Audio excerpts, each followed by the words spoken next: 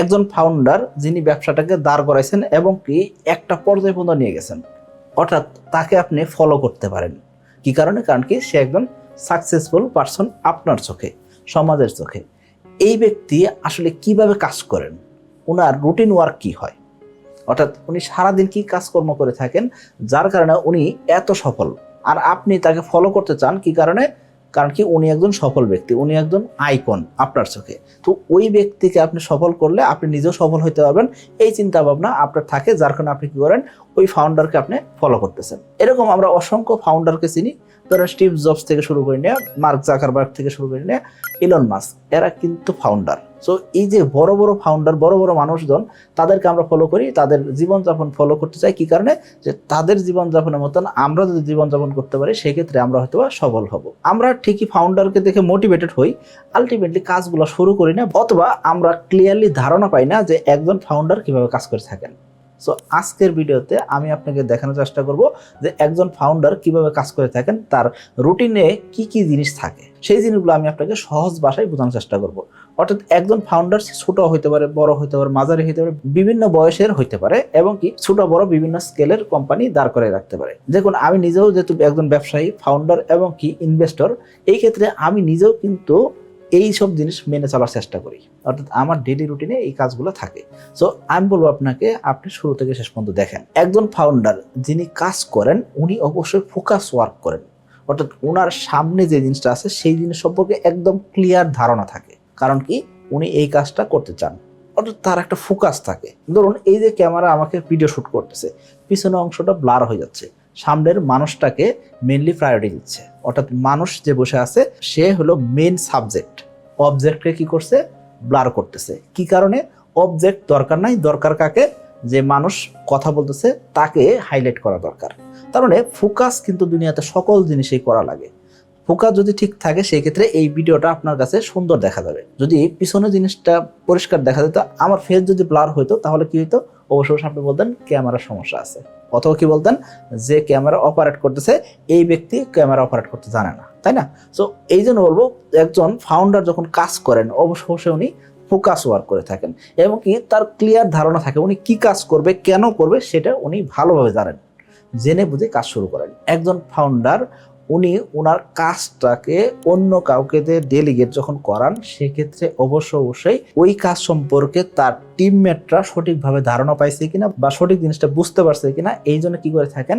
Review করে থাকেন। অর্থাৎ কাজ শুরু করার আগে একটা রিভিউ পর্ব চলে, যে আসলে কাজটা সঠিকভাবে সকলের কাছে ডেলিগেট হয়েছে কিনা, সকলে বুঝতে পারছে কিনা, সেই জিনিসটা দেখা হয়। এখন আপনি বলতেন, ভাই মার্ক জাকারবার্গ, ইলন মাস্ক, এরা তো অনেক বড় মাপের মানুষ, আমি চাই বাংলাদেশে যারা ব্যবসা করতেছে এই ব্যবসায়ীদের জীবনযাপনে কোন ধরনের রুটিন থাকে। দেখুন, বাংলাদেশে এরকম অনেক আউটলেট রয়েছে, তাই না?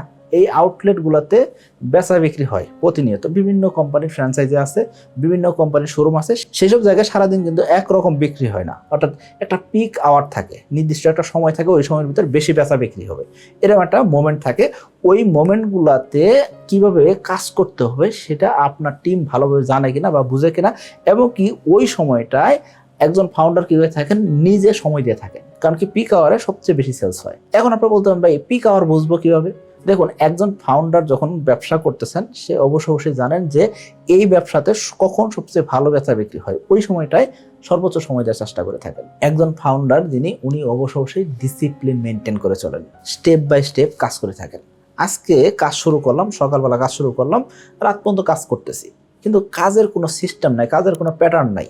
সেই ক্ষেত্রে কি হবে? সেই ক্ষেত্রে কাজটা হজবরল হইতেছে, এতে করে আলটিমেটলি সিস্টেমটা ব্রেক করে যাবে। সো আপনি যদি উল্টাপাল্টা আজকে করেন, পরের দিন যদি উল্টাপাল্টা চলতে থাকে, একটা সময় সিস্টেমটা ধ্বংস হয়ে যাবে। এই জন্য একজন ফাউন্ডার কি হয়ে থাকেন? স্টেপ বাই স্টেপ প্রতিদিন কাজ করে থাকেন। যদি ওই দিন সেলস নাও থাকে, ইনকাম বা রেভিনিউ যদি কমও থাকে, সেই ক্ষেত্রেও সে কি করে?